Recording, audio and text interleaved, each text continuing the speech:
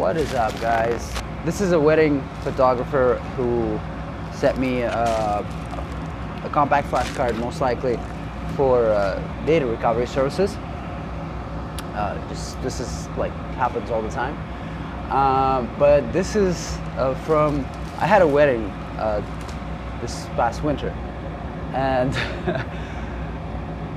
you know, I tell my wife stories about like how wedding photography can be lost on the card. She's so paranoid about that stuff that she literally made the photographers transfer. Like, we had the ceremony and the dinner and everything went great. The party went great, and at the end of the night, when the photographers had finished their shifts, my wife had like a bag with hard drives or solid state drive or whatever, and they were transferring the footage, raw footage, onto like our own devices, just in case if they lose it, they don't have to deal with something like this. If you're a photographer, I mean, try to keep as much cards and try to switch them out as frequently as you can. You definitely don't want to be stuck in a situation where the entire wedding or the most critical part of the wedding or something crucially important is not available to you. Luckily for the photographers, and more so for people who pay for those expensive photography sessions, the services like this exist where we can take the memory card, get it sent in, and recover the content pretty much in exact same form and shape how it was originally on the device. Hopefully this card is not one of those cards that just doesn't have a happy ending, and we'll get some pictures recovered for them. This came from Playa del Carmen. It's actually exactly where I was. Maybe they know the photographers that we used to do this, and maybe they're friends. I don't know.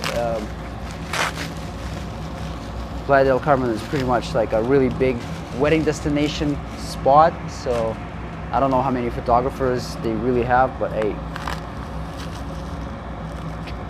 grab it up. Yeah, so it's a Lexar compact flash, 32 gig, 1066X, common card that I get and common card that fails. Let's cut into it. There's just really no other way. This came apart fairly easily. So this is the controller component that I was talking about. SM2236 GAAC. It's like the go-to controller for Lexar devices. Even some SanDisk devices use it as well. It's a common controller that distributes data for compact flash units.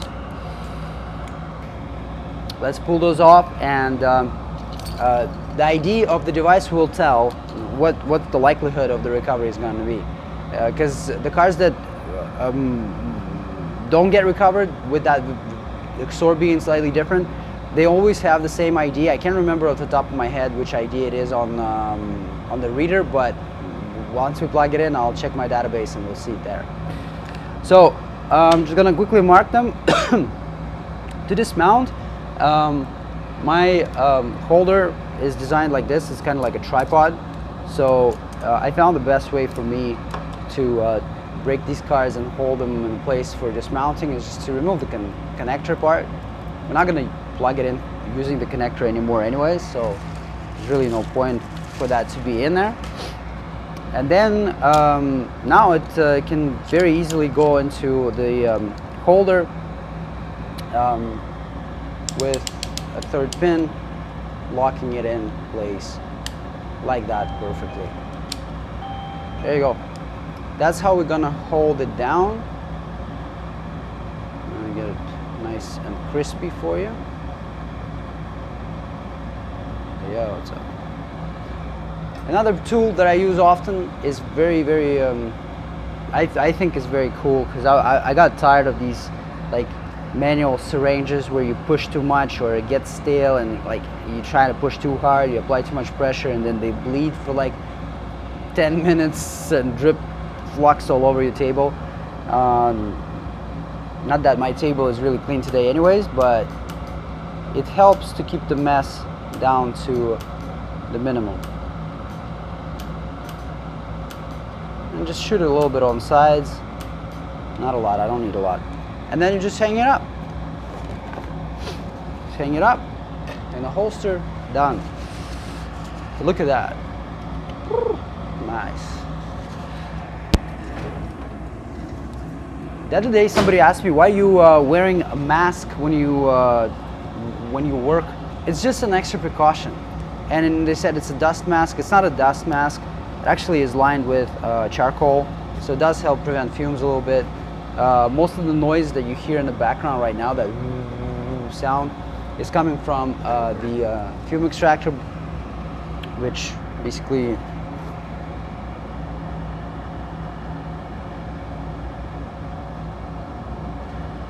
you know what? I've been trying to do this. I've been meaning to do this for a while. A couple of times already. This thing sucked in some of these napkins. Let's see how many of them we find. It's 1, 2, 3, 4.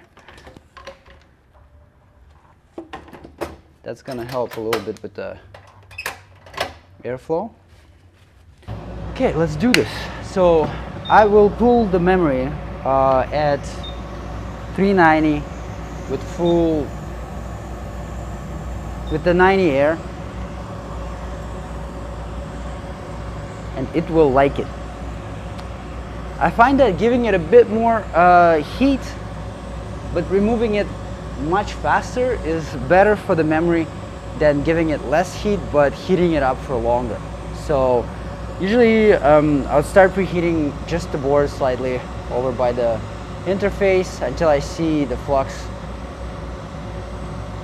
beginning to distribute itself around memory components, like now.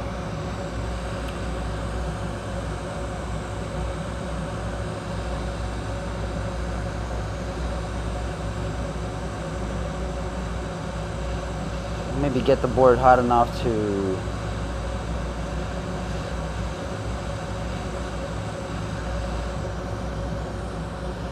get things moving.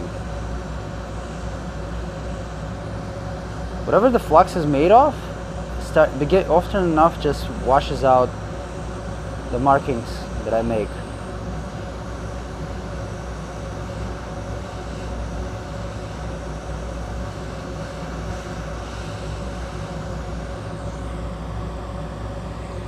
And that's it.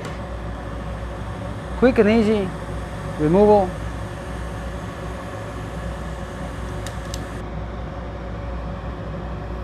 Here's the quick tip for those who don't do this often. When you use a wick, get a little bit of solder on there just before you use it.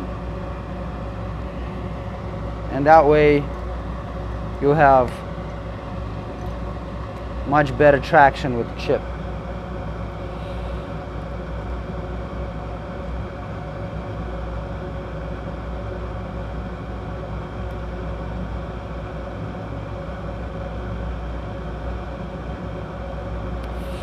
The reason I'm doing this now is that there's some pads that might have oxidation underneath them, and if we just use the wick, sometimes that oxidation remains on there, but if we run a little bit of fresh solder on there, it usually clears things up really good. Alright, so that's pretty much all there is to it for now.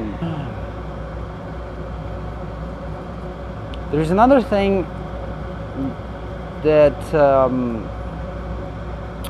when I was just starting out, I was like, I would often get like really bad signal, and there's like the read is full of errors and stuff like that. Sometimes just chip doesn't ID at all, and I couldn't figure out what the hell it was. But yeah, I was told that I should keep a close look at the pads and make sure the connection is good. And to ensure that the connection is actually really good, there you go. And it just went right back in the shoe. I'm gonna take it out as soon as possible. This piece here, fiberglass pen, just a quick brushing on surface. You see, that's beautiful right there. That's gonna be solid. So let me show you guys something. Here I have two BGA sockets, technically from the same vendor. One is for BGA 132, one is for BGA 152. I think I have them the other way around right now, but it's not important, it doesn't matter. So this one I just acquired recently, because I really used this so often that the chip, the interface had worn out. Like the actual pad was gone. I had to just tin it, and for now it's good. It's making connection, but it may show signs of wear in the future. I'm gonna have to keep a closer eye on it. But right now, because I got, for the convenience factor, I have one socket for 152 chips, and I have one socket for 132 chips. The difference is this bracket inside, it's thicker from here to here, and from here to here for 132 to narrow down the distance. You can't fit 152 in there, but in here it fits perfect. So 132 has the same pin out, so the sockets are the same, and the way they would read is the same. So in theory, you could use 152 socket for both chips. You just have to do a little bit more manual alignment of 132 if you're using 152 socket for it. But this helps me out quite a lot. I don't have to go back and forth now. And here's the problem that I was running into that I want to share with you. You see these brackets, so they're basically removable, right? And when I burned through the interface of this adapter, I was just pretty much using this one until I figured that if I can just repair it, it will be good. Because I thought that the problem was because of these burnt out two pads, but it was not. It was not that. It was slightly different scenario. So as I was mixing them back and forth, I didn't pay close enough attention to notice that this side that belongs to pin 1 orientation is thinner from wall to here than this one. This one is much thicker. And if you mix them up, which you can easily do inside of the socket, they will go back left to right, you will not get the chip alignment inside of the socket properly, and you're not going to get ID. So that was my mistake, and that's something I found out on my own later on as I was troubleshooting things. Thank God I found out. Now I have two sockets. I tested them both. I don't have to take these brackets out anymore. I'm just using this for 152 and this for 132, and it's been working awesome for me. So the chip goes in, you can see it locks in, and that's it. This slides into the reader, and we get a clear, clean read on the chips. The power is external, currently set up to 265, which is what I prefer to use for SanDisk components. This unit here I'll read with 235, slightly lower. Micron chips like it much better. Less problems that way. Alright, so that's just wrapped up the reading for chip 1.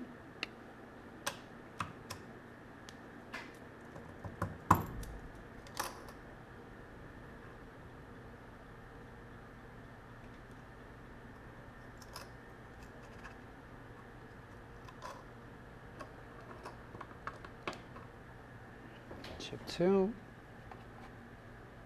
Navigate, ID it. Yeah, we're good. Chip 2 is good. So it looks like the error correction has successfully finished up. and this is what our final logical image looks like. That's fine. A few red stripes at the beginning. Everything else is green. That's great. So let's set it up to scan. Look at this. It even found the directory. Where's the edit? There's one document in there. But this is pretty much all the images that are going to be there. So this was shot with Nikon camera. These are raw images. So I'm still going to save the directory as it is, because why not? But besides that, I would also like to save the entire logical image and have it scanned with a tool, something like RStudio or UFS Explorer. I believe UFS Explorer is struggling a little bit with locating the, at least the version that I got, struggling with NEF images, and it locates them as TIFF, which is a bit strange. But that's just what I've noticed in the past. Maybe they've adapted new things. I don't have the latest version of UFS Explorer, but I do have the latest version of RStudio, and that's why I'm going to use that instead. If you're interested in checking out what RStudio can do and what it does and what it is, I'll drop a link in the description for it. But this card was 32 gigs, and so far the directory is listing that there are 12 gigabytes of images in there. That's pretty good, healthy amount of data already. But obviously, if the ceremony is not full, if the wedding is not full, that will be problematic for the photographer. So saving, after the directory is saved, saving the logical image, having it scanned with good data recovery software such as RStudio would be my recommendation. And if the mix is assembled correctly, I have no doubts that even what may not be present in the directory currently will eventually appear after the scan is done with RStudio and all of the images in raw format are picked out. So that's pretty much it for the day, guys. Thank you very much. If you have any questions, as always, drop them in the comments below. Don't forget to hit like, subscribe, and hit that notification button if you're new to the channel. If you're interested in data recovery, I say this all the time, but I really appreciate all the support that I've been getting recently, guys. You're amazing. Thank you so much. I'll see you in the next video.